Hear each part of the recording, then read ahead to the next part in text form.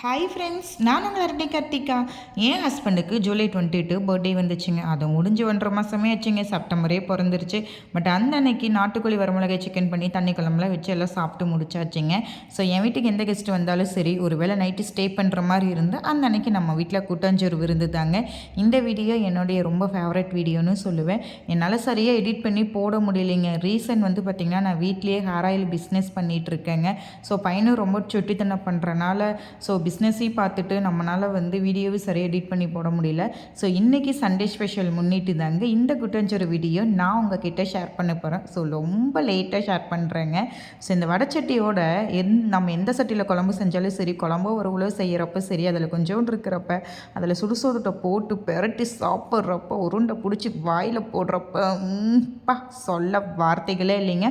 அந்த அளவுக்கு செம்ம ருசியாக இருக்குங்க. மோஸ்ட்லி கிராமத்துலலாம் பார்த்திங்கன்னா இப்படி தான் பண்ணுவாங்க. உங்களுக்கு இந்த மாதிரி கூட்டாஞ்சோறு சாப்பிட்ட அனுபவம் இருந்தால் மறக்காமல் எனக்கு கமெண்ட் பண்ணுங்கள். ஸோ நான்வெஜ்ஜு சாப்பிட்டு முடிச்சுட்டு பார்த்திங்கன்னா நம்ம உடனே வந்து நம்ம சுடுதண்ணி குடிச்சிடணுங்க.